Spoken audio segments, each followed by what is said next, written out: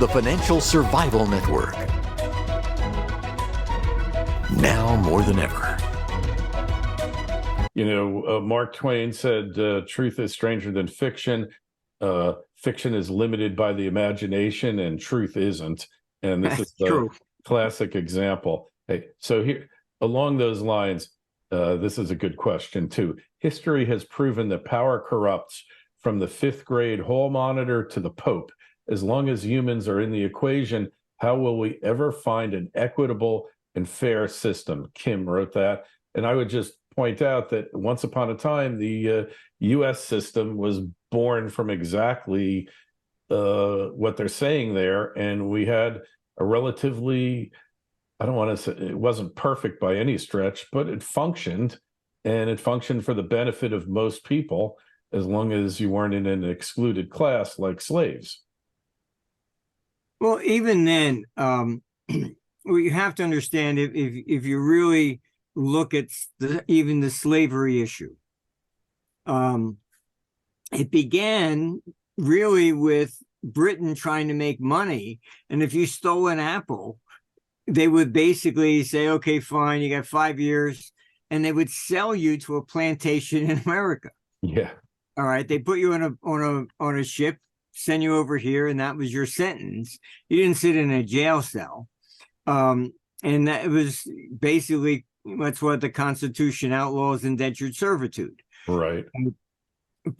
And you had Ben Franklin saying, how would you like it if we picked up all our rattlesnakes, put them in a bag, and sent them to you?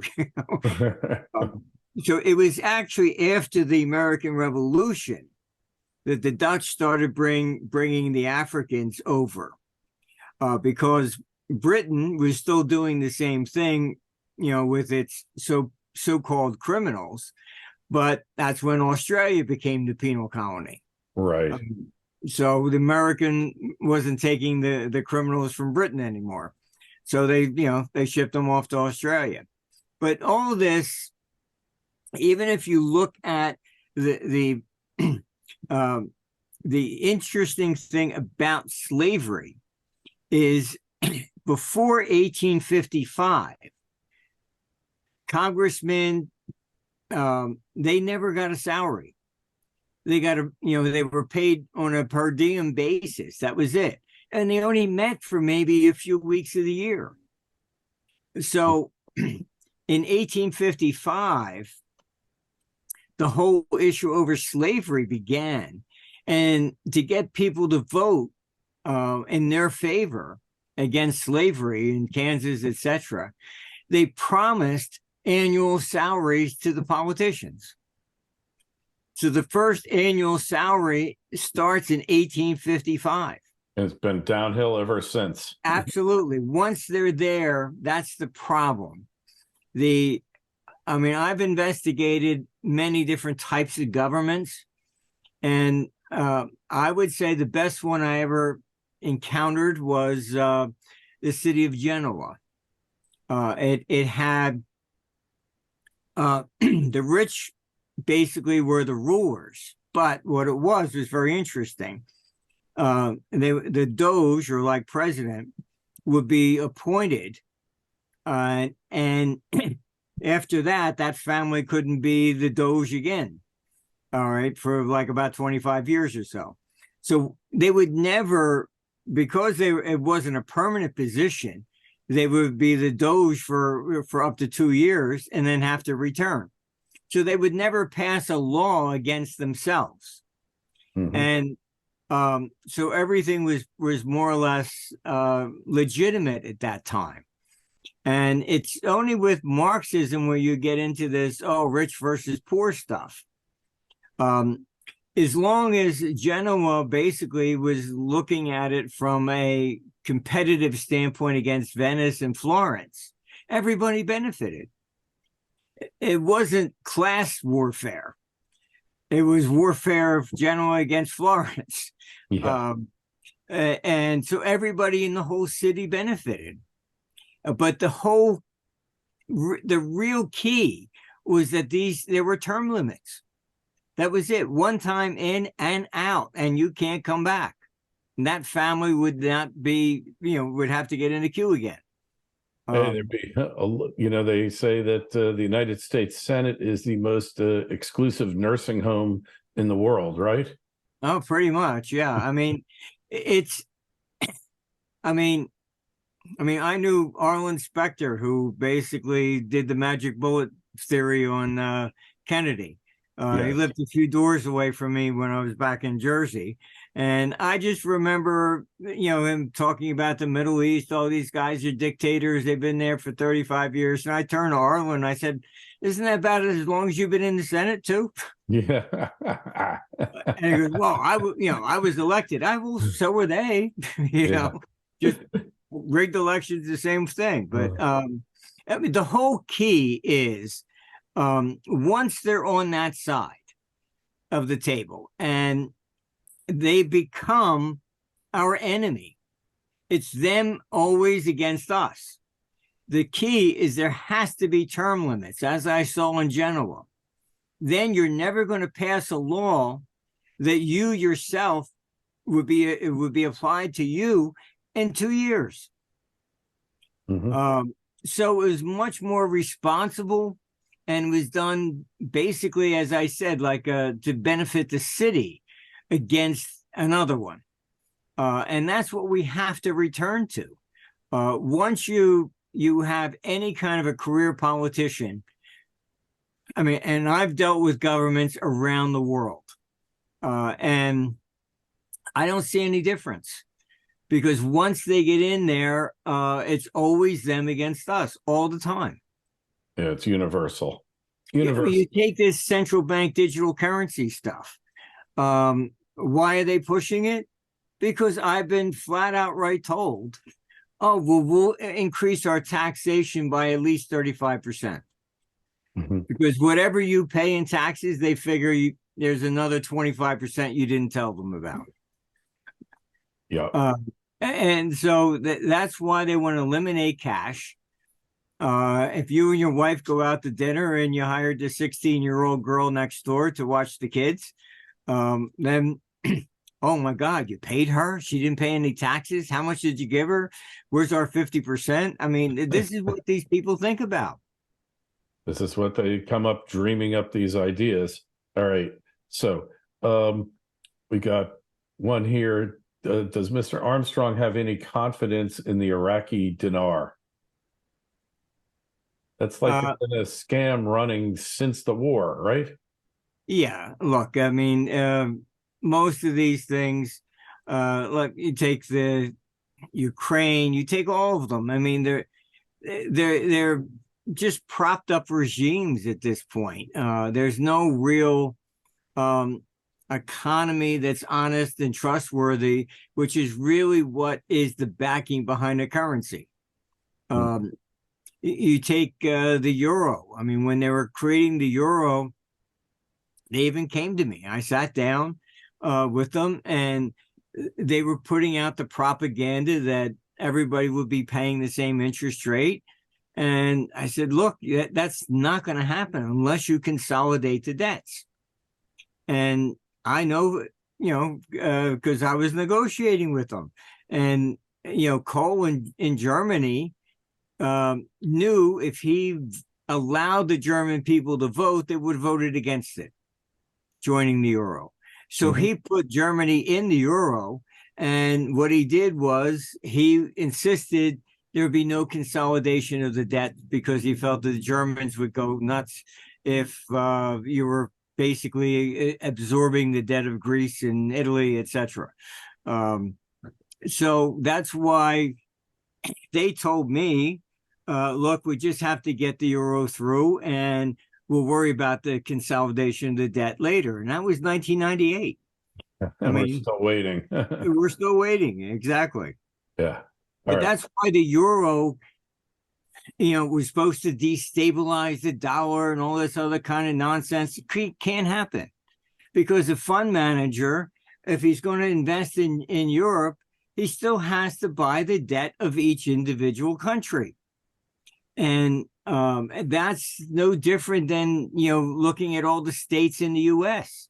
Each one has a different credit rating. And that's why I said, look, the euro is not going to, this is not going to work. but they were selling it to people like, oh, it's going to, dethrone the dollar. Or, there is no federal debt for, you can't pick up the phone and say, yeah, buy me $10 billion worth of European debt. No. Can't happen. You got to go, okay, do I want Germany? Do I want Italy? What about France? What are they doing? Mm-hmm. You're still back on the same issue as like the 50 states that we have. Correct. All right. So, how do you see the relationship between the U.S. dollar and the Swiss franc in the coming years? Is it just more of the same?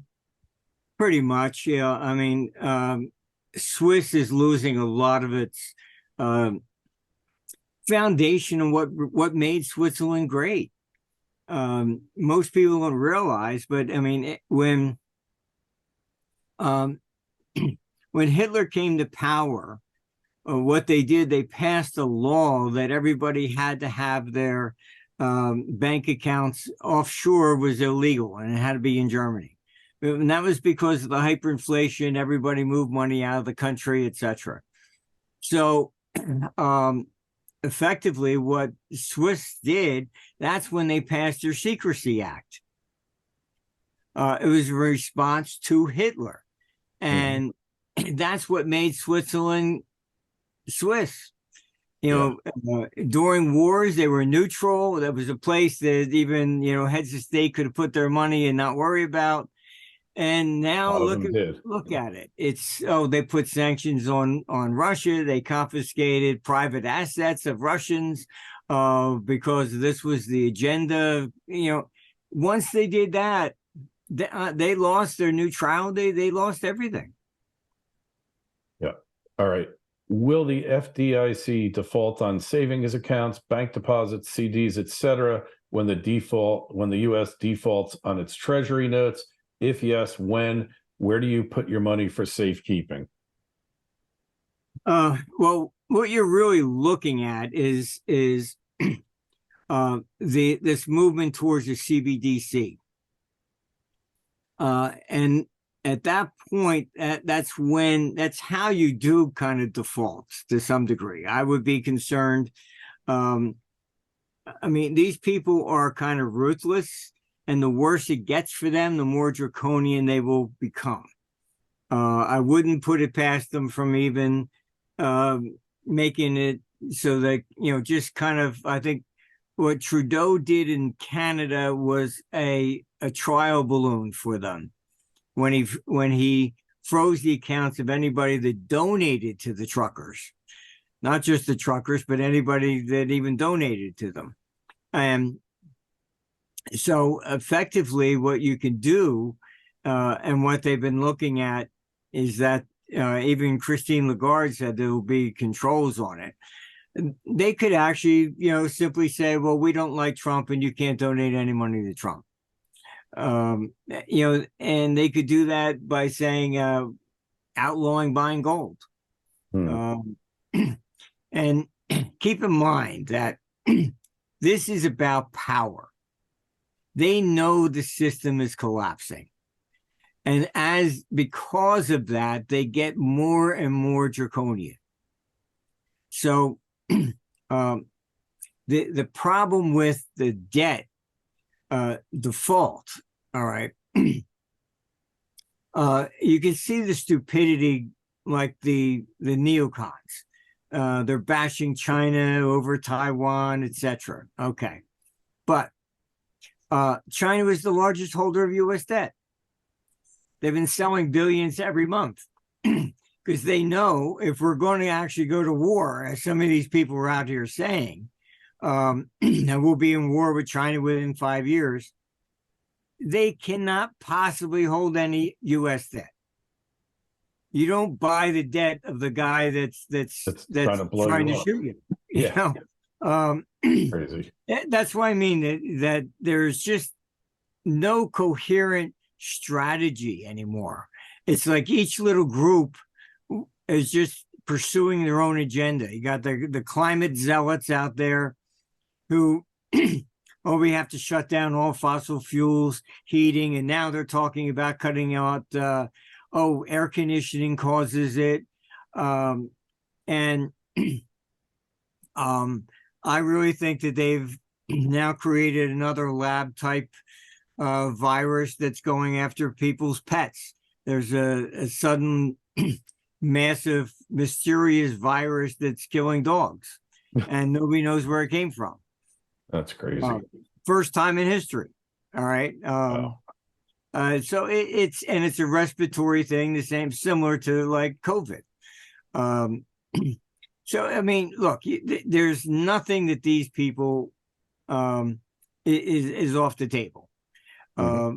These climate people, they have no idea. You shut off fossil fuels. All right, die off, a mass die off. Yeah, and you don't want air conditioning, you don't want heating. You know, do you understand how civilization has even functioned? I mean, you're looking at massive civil unrest and civil wars over this kind of stuff. I mean, like I say, these people don't understand, I think, what they're really even saying. You go to some of these third world countries, if they have no gasoline or something like, they can't even feed their families. It is, and there's nobody that seems to be looking at any of this stuff. And you had just had John Kerry off in Dubai saying that air conditioning is a problem. All right, so you want to end all the oil, so that kills the Middle East there. And now you want to say they can't have air conditioning. I mean, we have an office in UAE. It can be 90 degrees at midnight. It's hot. And now you don't want any air conditioning, and you want to kill all energy. I mean, hello, you think this is a Middle East war? Wait till you see what happens. It's nuts. Really crazy. All right. A couple more questions. I think we covered really a lot of territory here. Here now, this one's a little confusing, but if gold was used as an absolute basis for currencies, why wouldn't it work? Once the price is established for gold, anytime a government printed currency above its growth in GDP, the currency price would adjust downward, in theory, I guess. Well, that's exactly what happened with Bretton Woods. They fixed gold at $35, but they kept printing money. It was actually the Vietnam War that broke Bretton Woods. Yeah, guns and butter. The problem with anything, a gold standard or fixed exchange rate or whatever, the economy is a business cycle. There are times that it goes up and there are times that it goes down. All right. And when you go down, the currency rises in purchasing power. They call it, the flight to cash. All right. So, and then in a boom, the assets are rising and the currency goes down. So you can't really fix anything because, one, you'd have to eliminate the business cycle, which is what Marx was trying to do. And you just can't do that. It's impossible. It is, because weather's involved in it. I mean, if there's a shortage, a drought, and wheat's going to go up in price. It can't be the same price all the time. So you have to understand also, a lot of these people that talk about going back to a gold standard, you have to change the entire political system. Yeah. How's a Democrat going to be able to run and say, well, vote for me and I'll give you X, Y, and Z? He can't do that anymore. Where's the food stamp money going to come from? Yeah, it's a lot more complicated than simply a gold-backed currency. It's never worked. They have always failed because there is a business cycle. Yeah. All right. And now that we have socialism with Marxism in there, they don't know how to run otherwise. All right. Last question here. Really appreciate your patience with these, but I thought some of them were quite good. So putting aside the fear mongers with their frequent dollar apocalypse and sometimes gold hype, at what date should we be holding a very minimal amount to no dollars and no U.S. treasuries? Well, I would be very concerned about U.S. Treasury side. Okay, stay short term. And I would say after the elections, after 2024, things are going to get a lot different. It looks like we're heading towards war, and my sources have been pretty damn good, really. These people are trying to create war before the election. And the neocons, this is their 15 minutes in the sun. And that's why they hate Trump so much, because Trump started immediately firing John Bolton and all these people. We didn't go to war when he was president. We had no new wars. That must have been a great disappointment to the military-industrial complex. Yeah, well, you had John Bolton immediately, when I will say this, I went to dinner at Mar-a-Lago with Trump back in March of 2020 when he was still president. And I've met so many, heads of state around the world. He was actually the first time one of them ever really impressed me. He said that he wanted to pull the troops out of Afghanistan because he said he was sick and tired of writing letters to families to say your son died for God and country. And his words were, he says, what are we doing there? They've been fighting over borders for 1,000 years. What difference are we going to make? Now, you had John Bolton immediately come out and like, oh my God, we can't leave Afghanistan. And these people want war all the time. If there were 10 Russians in Canada, he would advocate invading Canada. I don't know what it is with these people.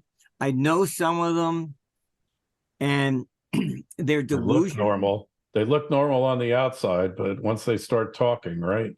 Well, the theory they have is that they talk themselves into like, oh, Saddam Hussein was a dictator, and Assad and Gaddafi. And you go into and if we go in and we overthrow these people, they think they're going to get a ticker tape parade, and the people will cheer for being, freed. They think this of Russia, that the Russians will cheer, if we take out Putin. They're just complete nuts. And you had John McCain there at Maidan in Ukraine. Yes, overthrow your government. America is behind you. We'll support you. Can you imagine if Putin came to Washington and did the same thing? Overthrow Biden, we'll support you. I mean, that would be so outrageous. Nuts. It is. It's just completely nuts. So, I mean, after 24, I would be very concerned about government debt. The dollar is probably still going to remain king up until maybe 27, 28. Because as war happens, the capital concentrates here. But that's also why you see real estate still going crazy in Florida, still going up. Besides, you have the migration from the blue states to the red states. In addition, I mean, we have offices around the world. Everybody knows about Florida. And basically, you're looking at a lot of capital still coming in. I spoke to realtors that I know locally, and they say houses that are $1 to $5 million, people are just paying cash, snapping them up. Yeah, there's no mortgage rates. They don't care about that. Yeah, go ahead, raise the interest rates. They're trying to get money off the grid. That's really what the issue is. So you see, gold has been rising. Stock market was rising with it. That's what I've been telling people. You don't understand. Since 2011, since we started talking. Yeah, I mean, I don't know if these people just ever looked at charts historically or what, but I mean, we put out a chart on our site, with the interest rates in the stock market during Trump's years. when Trump was there, the stock market was booming. They called it the Trump rally, but the Fed was raising interest rates the whole time. They didn't talk about that. You have to look at this thing, objectively and stop with all the myths and nonsense. But as I've said before, the U.S. government was bankrupt in 1896. J.P. Morgan had to lend $100 million in gold to bail it out. By World War I, U.S. was already the financial capital of the world. By World War II, we ended up with 76% of the world's gold reserves. Why? It was World War I and II that sent all the money here. If you got tanks going down the streets blowing up banks, you're not going to leave your money there. Capital flight. It was the same thing that I said that about Switzerland. Because of the hyperinflation, people moved their money out of Germany and were, parking money everywhere else. And that's why Hitler came in and said it's against the law to have an account outside the country. Right. It was the capital flight because of the hyperinflation. Gotcha. All right. Well, that is it. Really appreciate you spending this time with us, Martin, and answering these questions. Remember, Martin's site is armstrongeconomics.com. Make sure you go to his site, sign up for his regular missives. They come out regularly, and we read them all the time. And sign up for his private blog as well. Very reasonable fee, $15 a month, totally worth it. Hey, got any questions? Any more questions? Shoot them off to kl@kerrylutz.com. And well, that's it. Martin, always a pleasure. Thank you so much. Well, thank you. It's great to see you, and see you again next time, I guess. Soon.